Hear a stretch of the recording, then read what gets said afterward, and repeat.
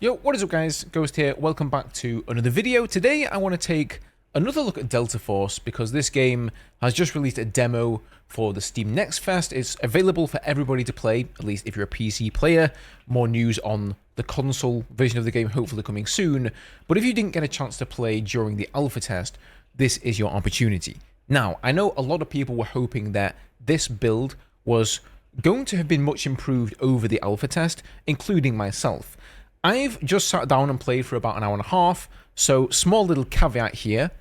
I don't have all of the modes unlocked, but these are the same modes that were in the alpha test. They released a couple of them towards the end, but eventually they were all released. I don't know how many maps are in there yet, and I also haven't played any of the hazard operations. That's the extraction mode, so don't quote me on that. I don't really know anything about it. But as far as I can see, all of the content in the game is the same, and all of the bugs that are in the game exactly the same. Nothing has really been changed. Now, that being said, I didn't necessarily expect for them to change it in the span of a little over a month.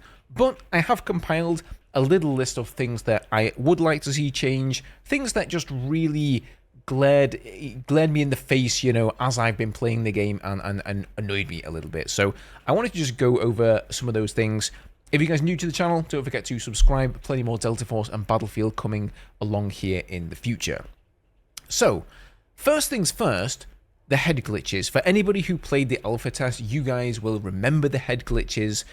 In this game, your bullets come out of your player's head instead of... In this game, your bullets actually come out of your player's head instead of the chest area where you would generally be holding your rifle, which means that as long as your head is over a ledge like this, you can still shoot, and all the enemy have to shoot back at you is your head, hence the term head glitch. I think that really needs to be looked at before the game fully releases, which I believe is going to be sometime later later this year, if not very early next year. And the fact they haven't actually addressed that yet does make me wonder whether this is going to be the same build that we get as early access. I believe it's going to be. Second thing, which is really, really huge here for me, I've written down, is the AI. So, for anybody who isn't aware, there is AI in this game. There are bots in this game, just like in Battlefield 2042. And that's fair enough. They designed the game. If they want to have bots in there, they can decide to do that. Personally, I would rather the bots just not be in the game, and I can just play with fewer players if there aren't enough players to fill up a lobby. But at the very bare minimum, they absolutely need to label the bots with a little tag, with a suffix at the end of their name to tell people that it is a bot or it is indeed AI. Because I find myself accusing real players of being bots, or sometimes I think it's a real player, but it actually turns out to be a bot. You will notice them beaming you across the map. You will notice them doing a 180, spinning around and shooting you, unlike a real player. So it's very easy to go down that rabbit hole of thinking that everybody is in a bot, not really knowing how many real players are in your lobby or whether you should re-queue. I think it's a no-brainer. I don't know why they haven't fixed it yet. I don't know why they haven't just come out and said, yes, we're going to add a tag to the end of them. They don't seem to want to do it. And honestly, it's almost like a deal breaker for me. So I really hope they do that. Third thing, vehicles, and I'm going to try and put some footage in the background for this for you guys, they're just bad. They're crap in this game. If you thought Battlefield 2042's vehicles were bad compared to past Battlefield games, Delta Force's Havoc Warfare mode, the vehicles there just are not great at all.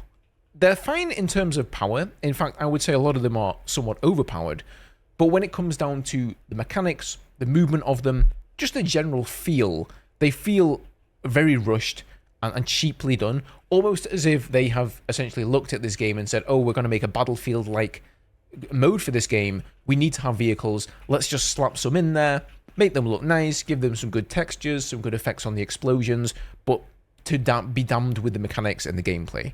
I really think they need to go back to the drawing board with them, especially the air vehicles like the helicopter. The helicopter it's so buggy, and you're going to notice in the gameplay here, and for anybody who was watching the stream, that it will just randomly pivot and roll to one side without me giving it any input whatsoever from neither my keyboard nor my mouse.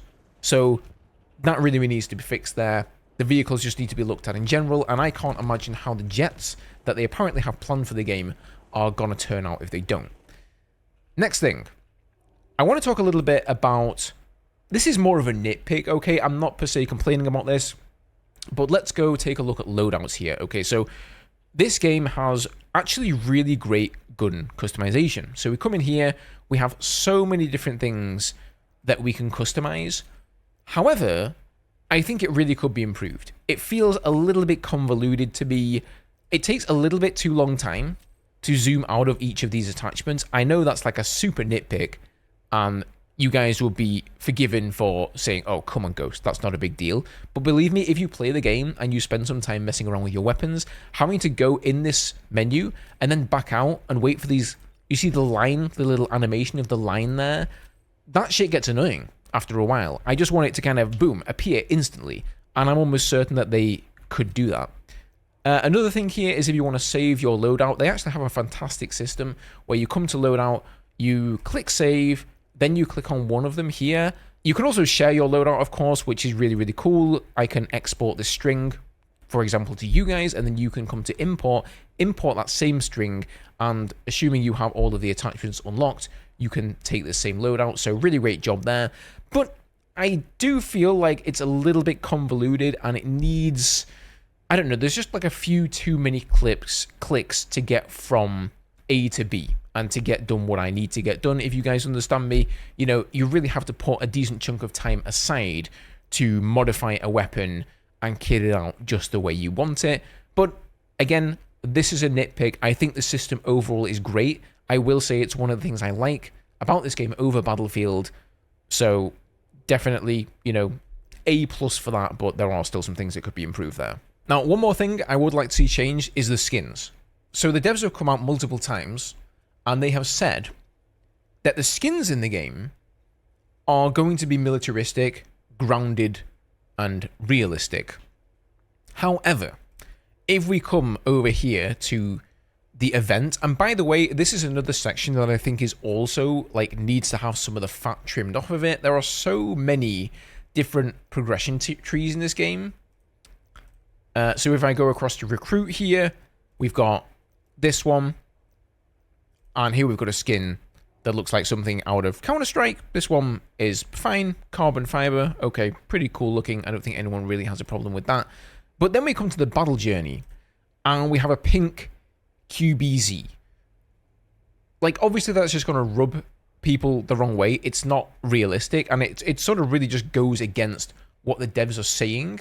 And I think when they say one thing and say this is the way the cosmetics in the game are going to go, but then they're doing another thing, it builds like a lack of trust, or it fails to build trust, I should say.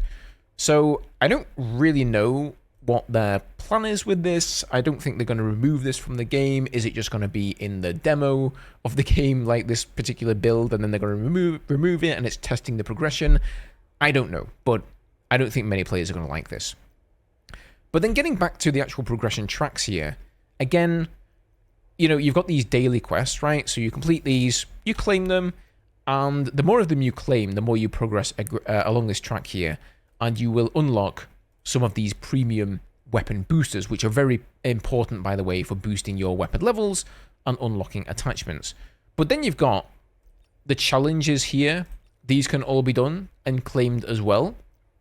You've also got, yeah, if we come along to daily, then we've got another separate track here. One for Tactical Turmoil, which is Hazard Operations, and then one for Havoc Warfare. So it really is a bit of a palaver, to be honest with you, to go through all of these things. Generally speaking, if you see a shiny, glowing, yellow exclamation mark, just click on it and get the goods. But yeah, I feel like they could just have all of this stuff in one screen, maybe with little tabs across the top like this, and you could just sort of cycle through that pretty quick. One last thing I do want to comment on, which I actually think is pretty awesome and pretty ballsy. Let me just go to another scene to showcase this. Is there is a world chat. When you're not in a game, there is a chat here, and it is completely, I mean, just look at this. For good or for worse, there is absolutely no filter on anything here. People can post whatever they want. Of course, I think you can, if you want, turn off the world chat, and then you've got like a regular party chat, or you can show all of the chats, but it's kind of a breath of fresh air. Of course, you're going to have idiots spamming stuff there. So I do think they need a way that you can turn this off, so that if you don't want to have idiots spamming stuff on your screen, you can do that.